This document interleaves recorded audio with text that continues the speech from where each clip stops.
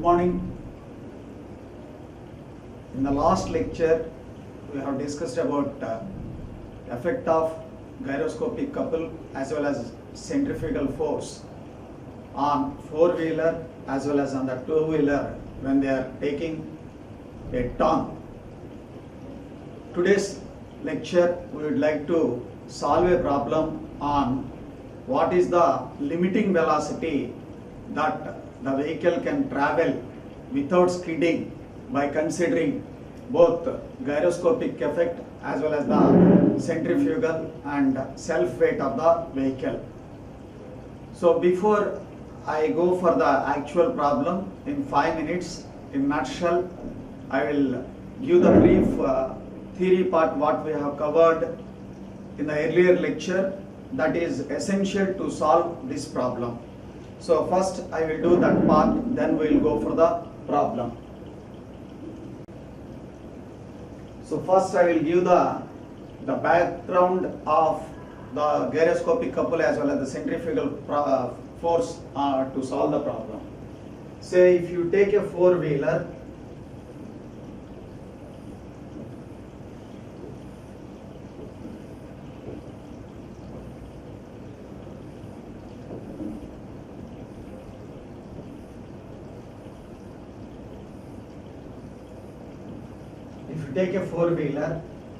so let me call wheel number 1, 2, 3, 4, and this four-wheeler is moving like this and taking a left turn,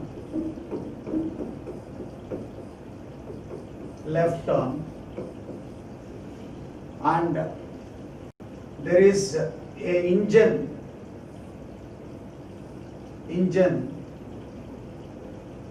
in the suspension system which are also in the same plane of the wheels. That means wheels and engine both are rotating in the same plane. There are two cases when they rotates with the same direction, they rotates with the opposite direction, but both of them are in the same plane. So in this case, if you consider the self weight acts, the entire vehicle weight acts downward, okay. So the downward force are equally distributed by all the four wheels when the center of gravity is at the center. When the center of gravity is at the center, then all four wheels, the self weight is acting downwards. So when it acts downwards, then the reaction from the ground on the wheel in all four wheels is upward. That is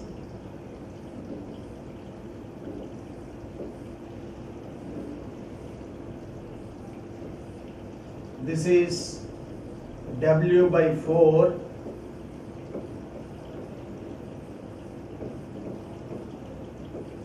equal amount when the C is at the center, and the reaction by the ground on the wheel is upward in all four wheels.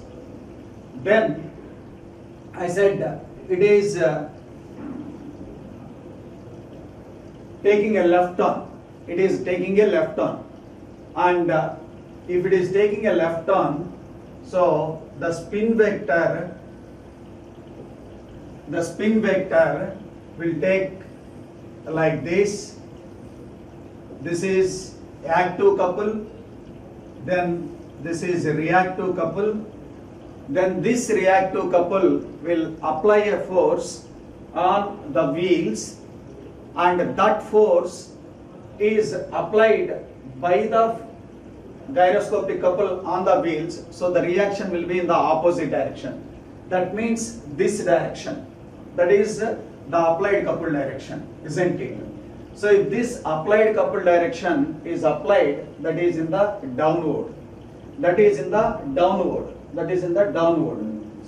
the applied couple is in the downward. So such a type of couple will give you an upward force on the outer wheels and a downward force on the inner wheels.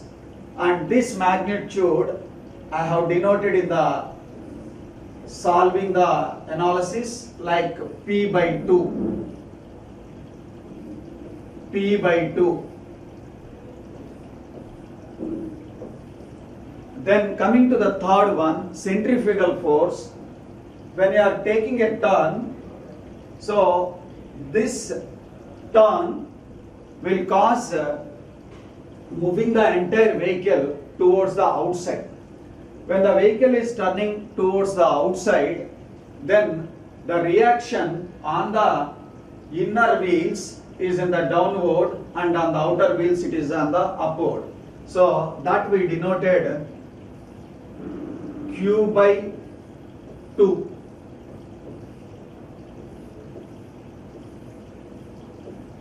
Q by 2.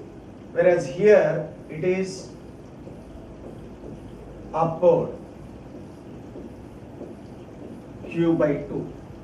So if you look at this part, these are inner wheels and these are outer wheels. So on the inner wheels, on wheel number 1, okay, the force is W by 4 minus P by 2 minus Q by 2. Then on the outer wheel, like W by 4 plus P by 2 plus Q by 2. So this is the background which you require to solve this problem. So with the help of this analysis, I would like to solve the problem. Okay, so let us see the problem first, then we solve the problem. Okay, so the problem is like this. A car is traveling along a track of 100 meters mean radius. The moment of inertia of 500 mm diameter wheel is 2 kg meter square. The engine axis is parallel to the rear axle and crankshaft rotates in the same sense as the wheel. The moment of inertia of rotating parts of the engine is 1 kg meter square. The gear ratio is 4 and the mass of the vehicle is 1500 kg. If the center of gravity of the vehicle is 450 mm above the road level and width of the track of the vehicle is 1.5 meters, determine the limiting speed of the vehicle. Determine the limiting speed of the vehicle for condition that all four wheels maintain the contact with the road surface. So this problem can be solved very simply by following the previous analysis what I have explained. Okay, so once again I am going to tell the same thing by substituting the data, and we will find the velocity, what is the limiting velocity that it can travel without skidding. Look at, I have highlighted certain data here with an yellow color which we require actually to solve the problem. So the data given, let me write like this. First one, what is it? So it is traveling along a track of 100 meters mean radius. As per our notations, I am writing everything. This is 100 meter is capital R. The moment of inertia of 500 mm diameter wheel is 2 kg meter square. That is IW is 2 kg meter square. Then in the problem it is given diameter of the wheel, but my requirement is radius of the wheel, that is small r W, that is 500 by 2, 250 mm. So if I convert this into meter, 0.25 meter. Then the moment of inertia of the rotating parts of the engine is 1 kg meter square.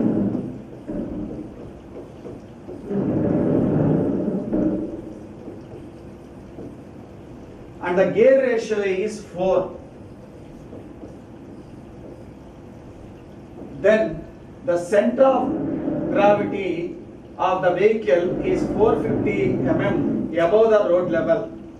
This we defined like small h 450 mm, which is 0.45 meters. And at the same time, the vehicle mass is 1500 kg.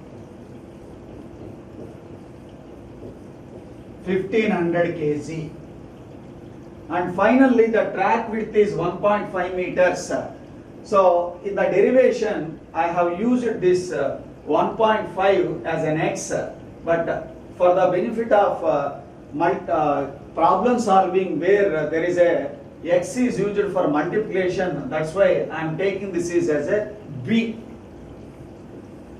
So, in our derivation, it was derived with keeping a letter x, but here I have written b because for the mathematical multiplications and everywhere we used x for the multiplication. So to avoid that confusion, I am writing b is equal to 1.5 meters. So this is the data given. So what formulas we require? We require gyroscopic couple formula, that is I omega p.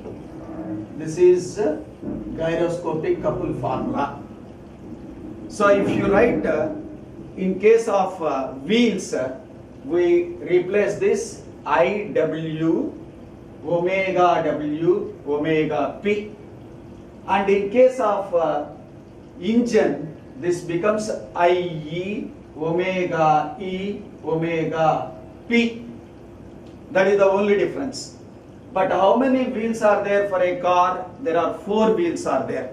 That's why in that case we write this is for CW is 4 I omega p. Then C engine is IE omega p. And we already defined a term called G, which is nothing but omega E by omega p. So omega E can be replaced by G omega W. So this can be written as I E Z omega W omega p. So by writing these equations, first I am able to find out the values of gyroscopic couple due to wheels and gyroscopic couple due to engine. So the total gyroscopic couple is sum of these two if wheels and engine rotates in the same direction, and if they rotates in the opposite direction, then there will be a negative sign, whereas in our given problem both are rotating in the same direction, so we will add simply this. So there we get a total gyroscopic couple C. So C, I obtain C like CW plus or minus CE. In this case I use plus because both are rotating with the same direction. Then look at here, what is given? We have been given with data like this. This is RW, this is capital R, okay, and IE is given, IW is given. So by substituting all this data in the above equations, you can solve the problem. Let us see how we have substituted and we have solved. So the entire information I have given in this problem itself, and I will take the help of the solution to solve the problem. Let us see. So the reactions which just now I explained, the same thing I have shown in the diagram. Before I started my problem, I explained the entire thing. These are written AC, BD. There I have shown these are 1, like 2, 3, 4, here A, B, C, D, it doesn't matter whatever it may be. And this is the width B. Earlier we have used it for X, but in the problem X means there will be a multiplication, that's why I have replaced it by B. So let us see. So first we will find out what is the angular velocity, okay, omega, that is V by small r. That V is the one which we have to calculate. So I will keep V is unknown. So when I keep V unknown, R is known to me because wheel diameter was given 500 mm, radius becomes half 500 mm by 250, then converted in meters, then it becomes 0.25. Then the precision velocity is omega p, that is V by capital R. So V is unknown and our radius of the track is 100 meters. So this becomes V by R, radians per second. So our objective is to find out V, that V is kept as an unknown and it is written. Now, reactive gyroscopic couple, just now I have given the formula due to wheels or 4 wheels. This formula just now we have discussed. Just I have substituted the data. IW, that is the wheel mass moment of inertia, is 2. There are 4 wheels. Then omega, writing this value here, V by 0.25. Then another omega P, V by 100. Okay. Then this becomes, by calculating, you get 0.32 V square. So you operate all these things, you will know, otherwise you will simply copy it. Then I said due to the engine parts. So this formula just now I have written by writing CE is equal to IE omega E, then omega P. So that omega E is replaced by G omega. This earlier I have written this is omega W. Both are same. So omega W. So both are same. So where engine is having mass moment of inertia of 1, okay, then G, gear ratio given in the problem 4, then omega W, omega P, where we have calculated in the above, same thing I have substituted. I get the value of this 0.6 V square. Then the total gyroscopic couple is due to the wheels and due to the engine, and the positive sign is used because both of them are rotating in the same direction. So if I add it, simply I get this value 0.48 V square. So this is a couple. So its unit is Newton meter. Okay. Then reaction due to gyroscopic couple. So this couple will give a reaction which we defined as a P by 2, that is equal to C by 2B. So the total C here 0.48 V square is substituted. 0.48 V square is substituted.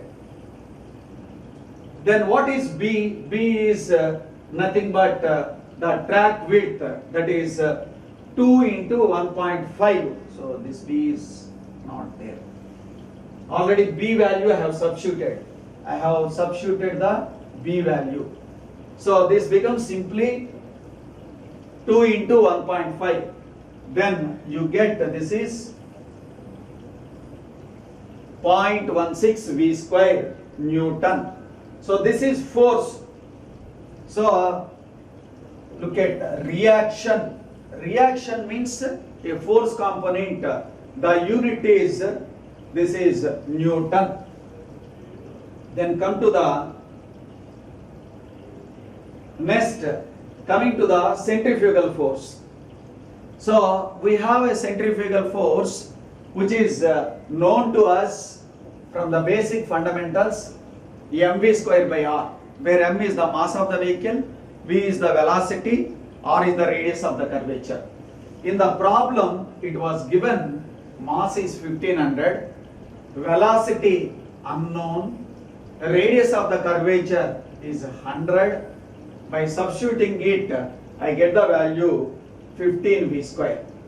So this centrifugal force, okay, causes a couple which is nothing but Cc is equal to Fc into h. What is this h?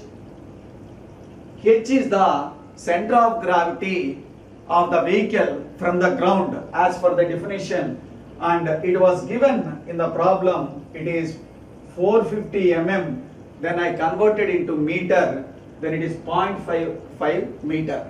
So if I substitute this value, then I get this couple is 6.75 v square in Newton meter. This couple will cause a force, okay, that is vertical force, that is obtained by dividing this by 2b. That means this value which we obtained 6.75 v square is centrifugal couple, okay. So that gives this force by substituting b value 1.5. So this 6.75 v square by 2 into 1.5 gives this. So now what we have completed? We have completed to finding the various forces which we defined, that is one is gyroscopic due to wheel, and another one is gyroscopic due to engine, and another one is due to centrifugal, and finally self weight. So as I said, here the center of gravity is not given where it is, we assume it is at the center. When it is at the center, all the four wheels will share equally the magnitude of the force, which is downwards the actual load, then the reaction will be in the upward. So that is total weight is mg by 4, where m is the mass of the vehicle, which is given 1500 kg. You are aware of value of the g is 9.81. This is 9.81. So it is shared by 4 wheels. Okay, then I get the value of the W by 4, which is equal to 3778 newtons. So there are 4 components. We have 3 components, because engine gyroscope and wheel gyroscope, I will take a single entity in this problem, because both of them are rotating in the same plane, okay. Whereas in the next problem, which we would like to do in the another class, where we take them as a separate entities, because wheels will rotate in one plane and engine will rotate in the other plane. So in that case, we take them as a different entity. So when we derive the derivation, we have already discussed that. Once again, I am telling this. In my analysis, which I have shown very beginning of the lecture, I have shown the reactions on inner wheels and reactions on the outer wheels. So recall the reactions on the inner wheels. Inner wheels, we have written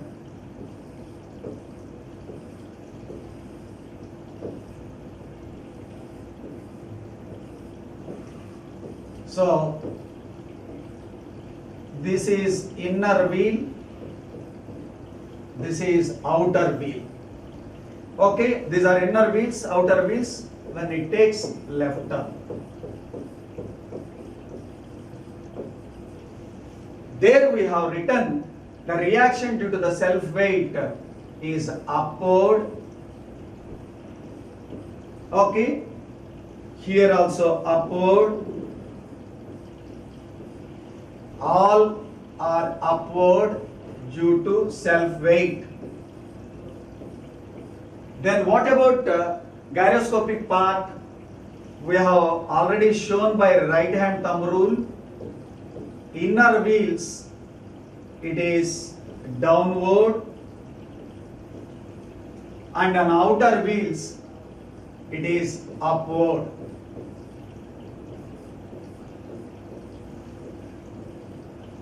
Then gyroscopic part is over, last part is centrifugal.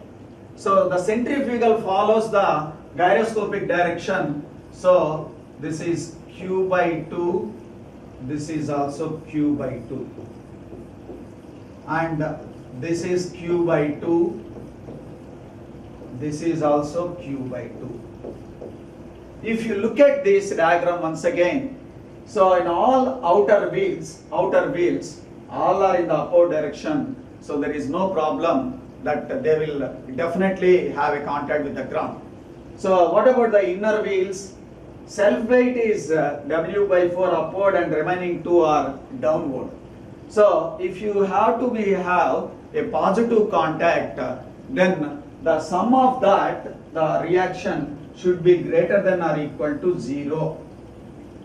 This we have already derived in the derivation. That is W by 4 minus P by 2 minus Q by 2. Because upward I have taken positive, then the two negatives are P and Q corresponding to gyroscopic and centrifugal.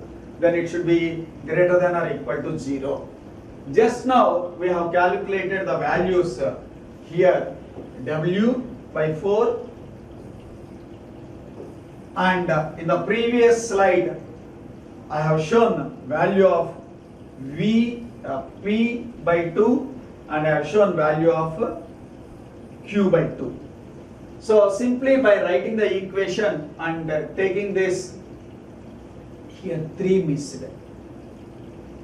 3778.5 is greater than or equal to this value if I take it the right side, and if I simply find out the velocity, which gives me 39.07 meters per second.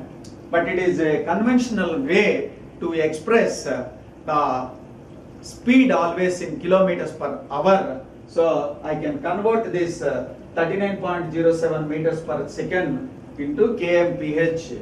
I don't want to explain this conversion. This is a basic thing which you are aware of it. It is available meter, you have to convert in kilometer. So meters to be converted kilometer, what to do? So you have to divide it by 1000, and it is per second, and it is needed per hour. You have to multiply it by 3600, because 1 hour is equal to 306,000 seconds. So by that you get this 140 kmph. 140 kmph. Okay. So this is a problem simply can be solved by using your background of your previous derivation path, isn't it? The previous derivation path.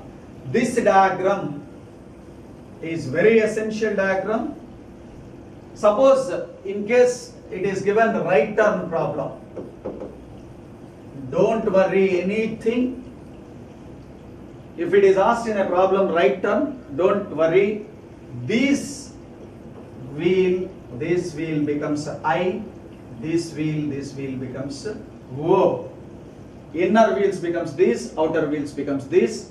You just replace these whatever the directions we have placed here on this side, and these directions on this side. The same problem holds good, isn't it? Okay, so we will meet in the next lecture by solving a problem where engine rotates in one plane and the wheel rotates in the other plane. That is a typical case, a beautiful application of your basic knowledge. But when you are strong in this, then only you can do that problem comfortably. Thank you.